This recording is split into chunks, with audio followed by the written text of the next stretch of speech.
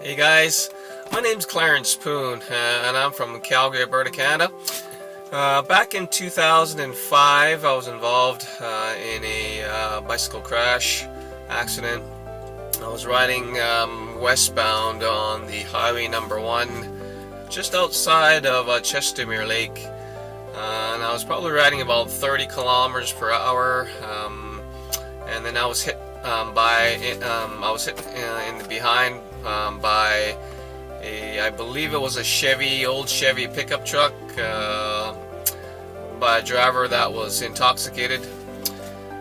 So I was hit on the left side, on my left leg, and then it kind of made me do some somersaults in the air and then landed in the ditch. This is according to what the witnesses were saying, there were actually a lot of witnesses that day. That driver actually took off, and but one of the witnesses decided that that was not good or not kosher. So that driver took off after that drunk driver and actually managed to stop him and bring him back to the scene where the RCMP were already there. I think by that time I was probably already airlifted to the General Hospital in Calgary. I was very lucky that day to survive. I had a broken left leg where I believe the impact was, he kind of hit me at an angle. I was in the shoulder. There was like a meter shoulder there, and he kind of hit me on the side. If he would hit me straight on the back, I mean, I probably would not be here to this day. I was probably going about 30 kilometers per hour on my bike. It's average speed, and this guy was driving on the highway. He was probably going maybe 120, 130 kilometers per hour. So I had a broken left leg, had a couple of vertebrae that were also broken in my back as well, numerous soft tissue injuries, TMJ, that sort of thing. I was in a back brace for about a month or so, did some really extensive physiotherapy, and about the 8 or 10 month mark, I was able to get back on the bike again.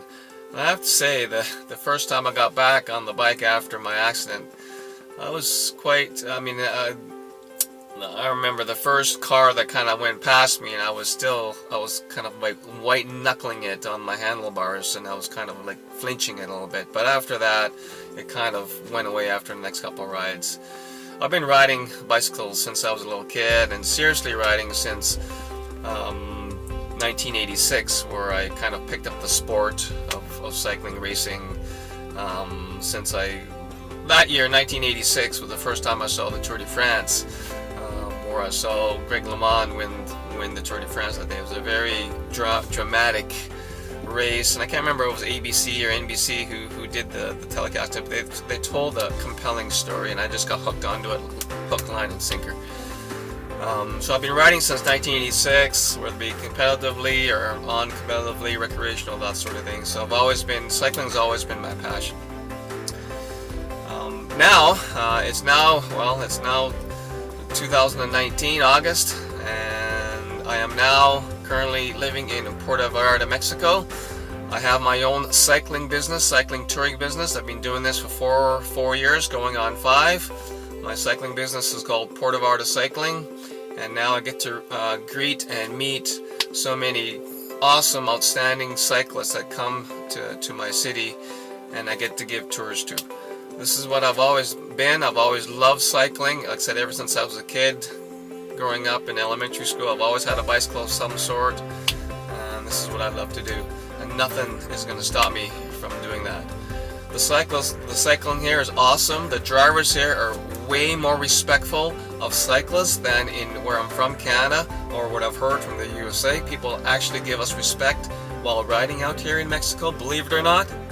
I'm not just saying that, it's true. They give us a lot of room, they spare us a lot of room when they pass. So if you ever think about coming down here to Puerto Vallarta, look me up, and I'll definitely give you an awesome tour. Hey, so please support the campaign #itcouldbeme. It promotes safer cycling, safer driving, and safer passing for those cyclists that are out on the road out there, just trying to have a good time, just trying to ride. Thanks.